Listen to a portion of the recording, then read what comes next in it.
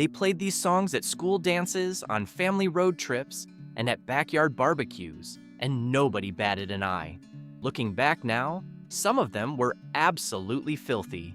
Here are 17 dirty songs from 60s and 70s people didn't realize were filthy. Number 17, Puff the Magic Dragon by Peter, Paul, and Mary, 1963. Puff the magic dragon live. Peter, Paul, and Mary were a folk trio who became one of the most commercially successful acts of the early 1960s, and Puff the Magic Dragon was their biggest hit, reaching number 2 on the Billboard Hot 100 in the spring of 1963. The song was written by Peter Yarrow and Leonard Lipton, and its lyrics tell the story of a dragon named Puff, who plays with a young boy named Jackie Paper until Jackie grows up and stops coming to visit. A story about childhood innocence and the sadness of growing older.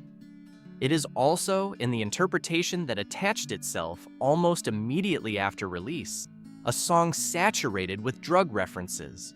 And sealing wax and other fancy stuff. The name Puff was read as a reference to smoking marijuana.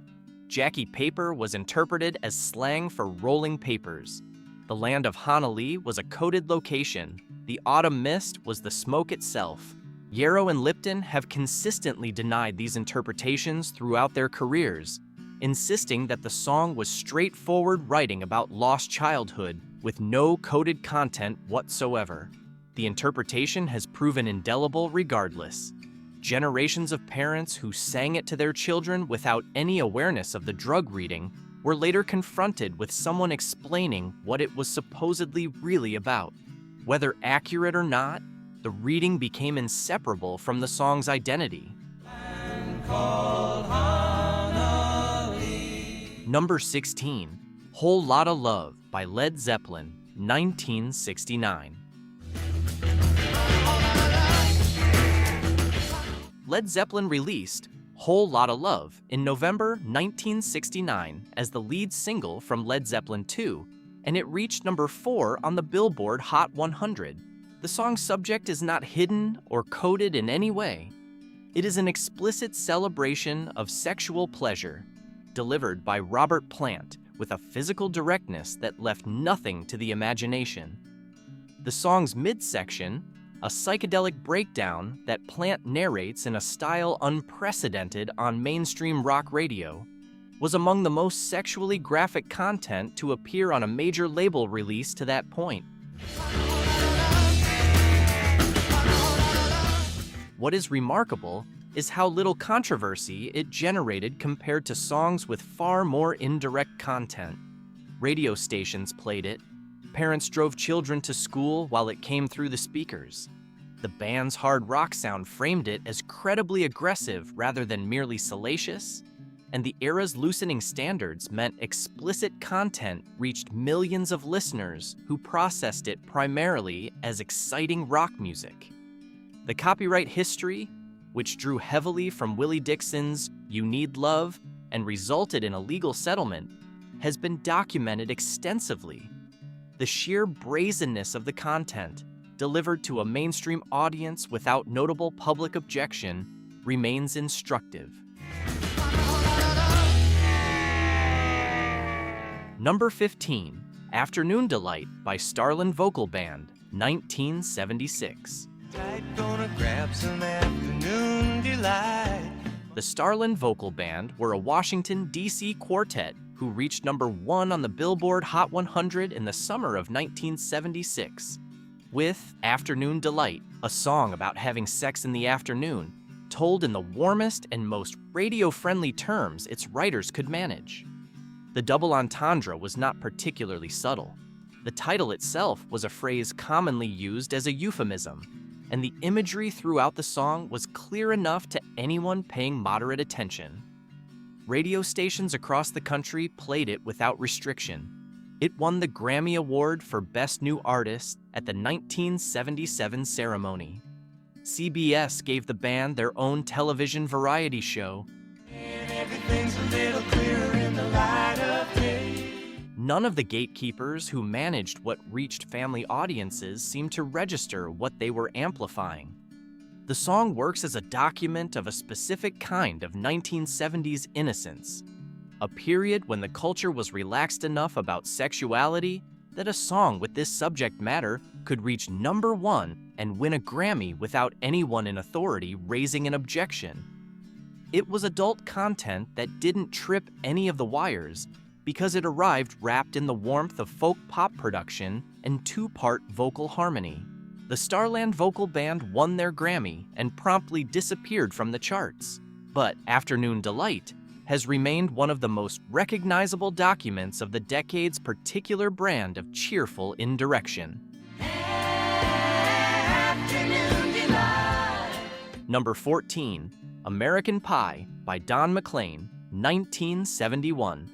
Singing bye bye, Miss American Pie. American Pie is one of the most analyzed songs in American popular music. Don McLean released it in 1971, and at over 8 minutes, it became the longest song to top the Billboard Hot 100 at that time. The song is an elaborate allegory about the history of American rock and roll, built around the February 3rd, 1959 plane crash that killed Buddy Holly, Richie Valens, and the Big Bopper. Within that allegory, several passages describe events and figures with imagery that, once pointed out, is difficult to unhear. References to the jester, widely identified as Bob Dylan, and surrounding verses contain language that can be interpreted sexually. Did you write the book of love, and do you have... Passages describing musicians gathering and the events of the late 1960s concert era carry imagery that has been read as references to drug use and sexual activity. McLean has been deliberately cagey about the song's specific meanings throughout his career. The song operates on multiple layers simultaneously, as genuine historical documentation, as personal elegy, and as imagery that rewards rereading. The passages carrying the most adult interpretations were heard by millions who absorbed the emotional impact of the chorus without parsing what the verses were describing. Singing, this'll be the day that I die. Number 13, Roxanne by The Police, 1978. The Police released Roxanne in 1978, and it eventually reached number 32 on the Billboard Hot 100 after several chart runs. The song was written by Sting, real name Gordon Sumner, after an evening spent in the red light district of Paris, while the band was waiting for their first French tour to begin. The song is addressed directly to a prostitute, whom the narrator is asking to stop working because he has fallen in love with her. The subject is entirely clear. There is no metaphor, no double meaning, no coded language. Roxanne is a sex worker, the narrator is asking her not to sell her body to clients, and the song addresses this with a directness that most commercial pop of the period avoided entirely. The BBC debated whether to play it. What allowed Roxanne to reach commercial radio in 1978 was the framing. The narrator is in love, the emotion is presented as sincere and romantic, and the propulsive reggae-influenced arrangement gives it a forward energy that allows a listener to ride the sound without fully engaging with the specific situation being described. Most people who sang along to Roxanne in 1978 were singing a love song. What they were actually singing was a plea from a man in love with a prostitute not to continue working. Both of those things are true at the same time, which is part of what makes it an interesting piece of songwriting. You don't care if it's wrong or if it's right. Number 12, Do You Think I'm Sexy by Rod Stewart, 1978. Rod Stewart released Do You Think I'm Sexy in October 1978 from the album Blondes Have More Fun, and it reached number 1 on the Billboard Hot 100 in early 1979, staying there for 4 weeks. The song describes, in sequential detail, a one-night stand between two strangers who meet at a club and end up in bed together. The narrative is explicit enough that its intent is unmistakable, though the disco-influenced production gave it a surface cheerfulness that allowed it to play on radio without the scrutiny its content warranted. A lawsuit was filed against Stewart by Brazilian musician Jorge Ben, who claimed the song's melody was derived from his 1972 composition Taj Mahal. Stewart and co-writer Carmine Appice settled by donating a portion of their royalties to UNICEF. The song remains one of the more nakedly explicit #1 singles of the decade, made possible by disco's permissive atmosphere and Stewart's commercial confidence. Number 11, My Ding-a-Ling by Chuck Berry, 1972. Chuck Berry had been one of the foundational figures of rock and roll since the mid-1950s, and My Ding-a-Ling was, improbably, the biggest commercial hit of his career. The song reached #1 on the Billboard Hot 100 in October 1972 and was his only American chart topper.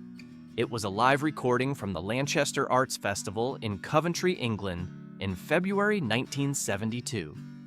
The song describes a toy bell, a ding-a-ling, that the narrator has been playing with since childhood. It does not describe a toy bell. The audience at the Lanchester recording understood this clearly, as did virtually every adult listener who heard it on the radio in 1972. Berry worked the live crowd through the performance with an interactivity that makes the recording a document of communal double entendre in action. She told me it was my ding-a-ling-a-ling. The audience singing along, while everyone in the room understood exactly what was being said and exactly what was not being said simultaneously. Mary Whitehouse, the British campaigner for broadcast standards, attempted to have the song banned from BBC radio on the grounds of its obvious double meaning. The BBC declined. The song was played constantly on family-friendly radio and found its way into the homes of millions of parents who were presumably operating under the assumption that their children were unaware of what was actually being discussed. Chuck Berry, who had written some of the most intelligent and culturally significant songs in the history of American music, reached the top of the charts with a piece of extended innuendo. He seemed to find this entirely appropriate. I wanna play with my ding-a-ling.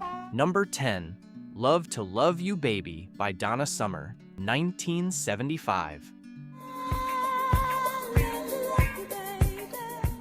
Donna Summer released Love to Love You Baby in 1975, and in its full album version, the track runs approximately 17 minutes. The song consists almost entirely of Summer vocalizing what are unmistakably the sounds of sexual pleasure over a Giorgio Moroder production that is built for exactly the atmosphere the vocal creates. The content was explicit enough that the BBC limited the song to 1 play per day on radio and refused to allow it on television entirely. American radio stations that played the full version did so primarily on late-night formats where the audience was assumed to be adults. The edited single, trimmed to roughly 3.5 minutes for mainstream radio, reached #2 on the Billboard Hot 100. The edited version retained enough of the song's character that its subject was not in question for anyone listening. Summer's label, Casablanca Records, initially declined to release the song in the United States at all, concerned about its content. It was the international response, particularly the success of the 12-inch version in European clubs, that convinced the label to move forward. The song launched Summer's commercial career and established her as one of the defining vocalists of the disco era.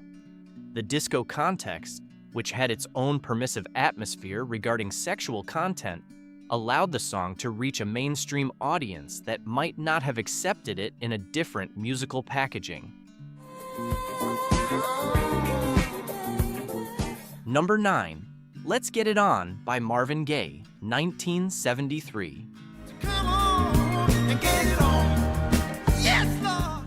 Marvin Gaye released Let's Get It On in August 1973, and it reached #1 on the Billboard Hot 100, staying there for 2 weeks.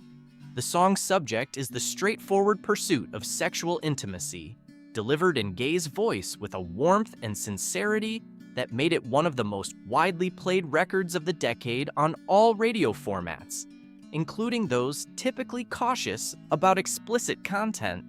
The song was co-written and produced with Ed Townsend.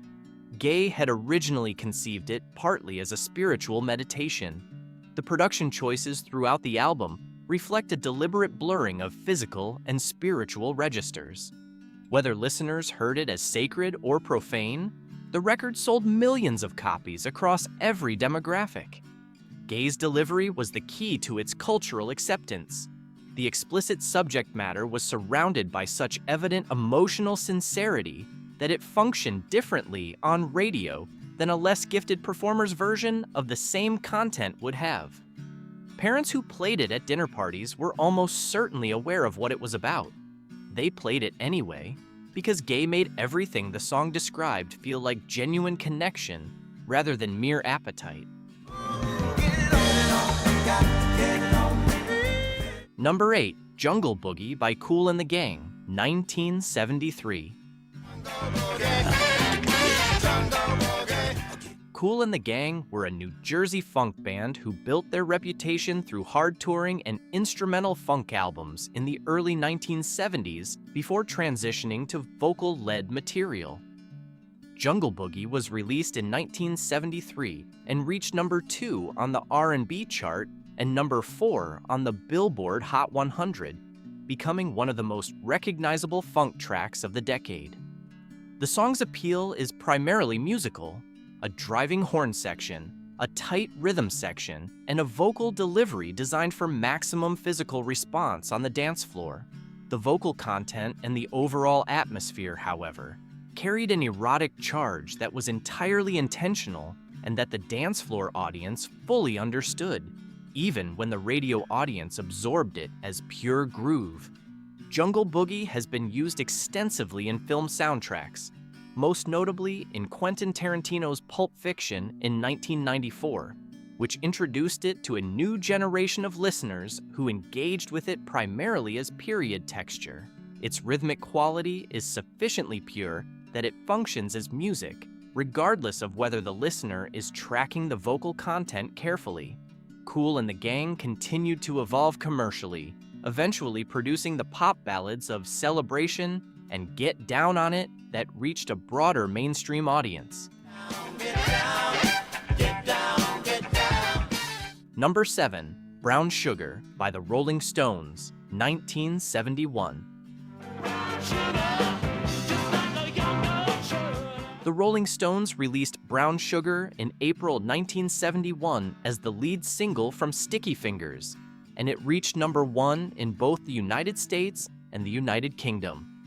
The song was written primarily by Mick Jagger, who has said in interviews over the decades that he would not write it today and that it addresses subject matter, including slavery, interracial sexual exploitation, and drug use, that he handled recklessly in 1971 without adequate consideration of its implications.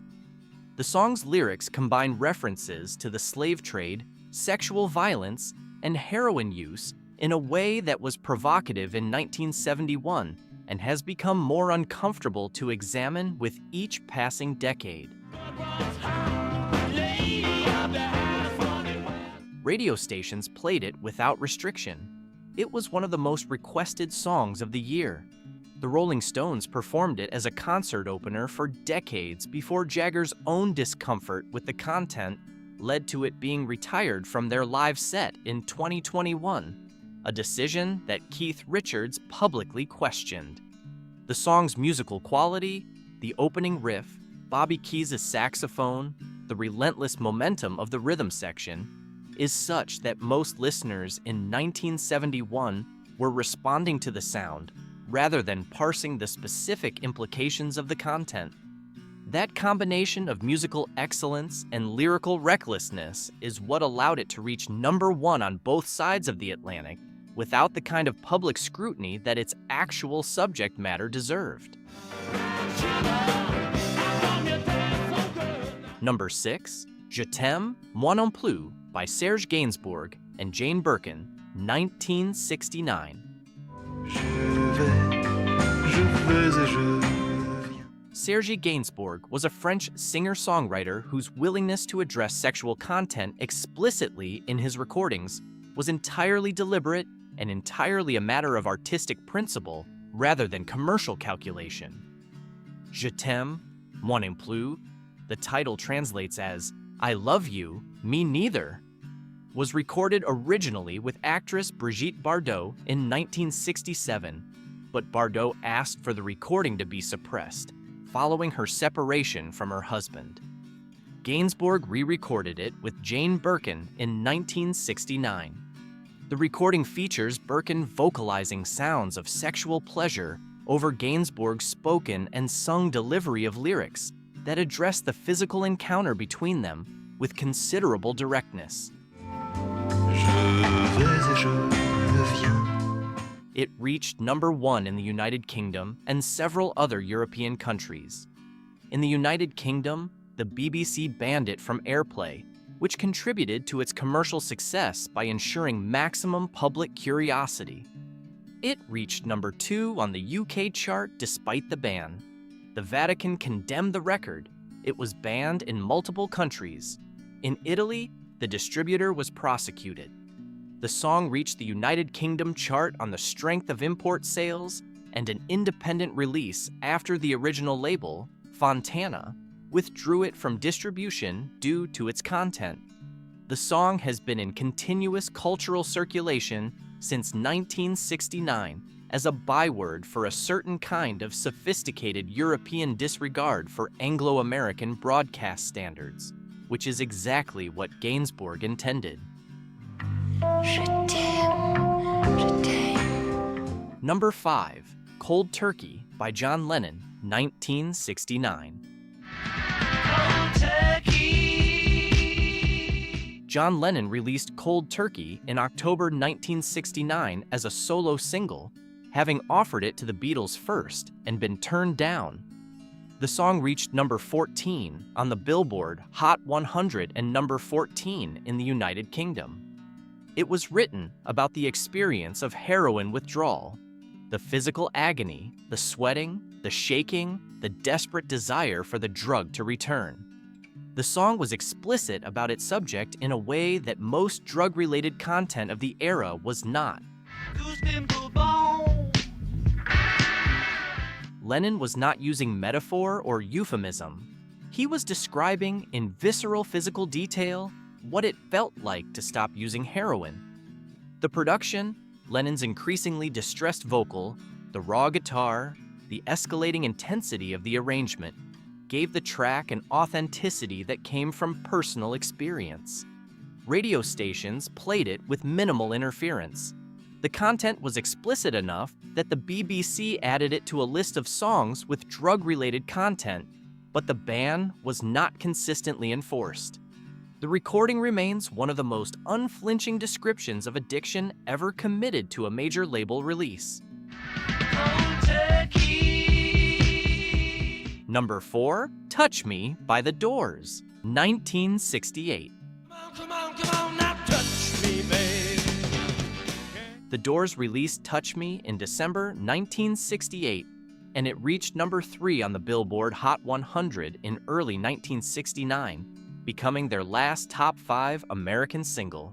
The song was written by guitarist Robbie Krieger and was the most commercially polished material on the Soft Parade album, the record on which the band, under label pressure, incorporated brass and string arrangements that their most devoted fans found commercially compromised. The song's content is a direct physical request, an invitation to touch, expressed with increasing urgency through its verses. The arrangement around it, including a prominent saxophone solo by session musician Curtis Amy, gives it a warmth and surface charm that allows the request to function as romantic on first listening. You see that I am not afraid. On closer attention, what is being asked is not in question. Jim Morrison's arrest in Miami in March 1969, 2 months after Touch Me reached the top 5, on charges of indecent exposure and profanity at a concert, represented the most extreme version of that confrontation between his directness and the authorities who monitored it. The song that had reached number 3 was playing on radio while Morrison was being prosecuted for the same kind of directness in a live context. He was convicted in 1970 and died in Paris in July 1971 before sentencing. Come on, now touch me, babe.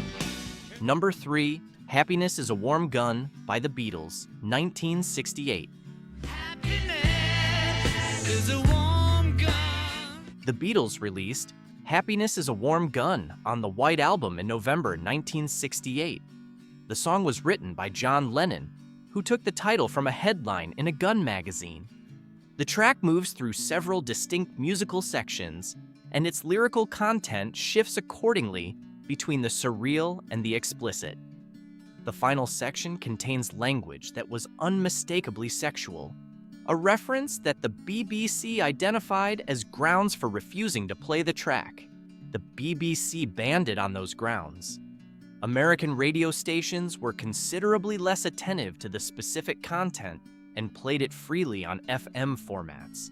The White Album's sheer variety, 30 tracks across a double album, allowed Happiness is a Warm Gun to sit alongside children's songs and experimental noise collages, which may have made its content less visible than it would have been on a more focused release. Most of its listeners in 1968 were not parsing the final section carefully enough to understand why the BBC had refused to broadcast it. Happiness is a warm gun. Number 2, Honky Tonk Women by the Rolling Stones, 1969. The Rolling Stones released Honky Tonk Women in July 1969, the same week that Brian Jones died, and it reached number 1 on both the American and British charts. It was the band's most commercially successful single to that point, and it remains one of the most instantly recognizable pieces of rock music. The cowbell opening is one of those sounds that does not require any additional context for identification. The song describes a series of encounters with women who work in contexts where sex is transactional. A honky-tonk bar woman in Memphis, a divorcee in New York who blows the narrator's mind. The language is not entirely explicit. Situations described are clear enough that the BBC seriously considered banning it. They ultimately played it, which, given that it was number 1 during the week of the chart's broadcast, seems to have been an unavoidable practical decision. The song was Mick Jagger and Keith Richards at their most unabashed. The production, handled by Jimmy Miller, gave it a sound that was simultaneously more polished than their early work and more physically insistent. It stayed at number 1 for 5 weeks in the United States. Millions of people drove around that summer with it playing on AM radio with no particular awareness that they were listening to a song about encounters with sex workers and divorcees. The cowbell made everything seem fine. Whole Lotta Rosie by AC/DC, 1977. AC/DC released Whole Lotta Rosie in 1977 as part of the album Let There Be Rock, and it became one of the most celebrated tracks in their catalog. A concert staple that they have performed at virtually every show since its release. The song was written by Angus Young, Malcolm Young, and Bon Scott, and it describes a real encounter between Scott and an extraordinarily large woman in Melbourne, Australia, who he met at a concert. The song is detailed about its subject in ways that leave very little to the imagination. Bon Scott describes the woman's physical dimensions specifically, the nature of their encounter with a frankness that was consistent with everything the band had been doing since their formation in Sydney in 1973. and the aftermath with a combination of admiration and exhaustion. The content is celebratory rather than degrading. Scott treats the encounter as a genuine highlight, but explicit is the word that applies. A CDC never pretended to be anything other than what they were. Their music was built on the blues tradition's frankness about physical desire, delivered with Australian directness and hard rock volume. Whole Lotta Rosie was played on rock radio throughout the late 1970s and remains a concert standard. Bon Scott died in February 1980.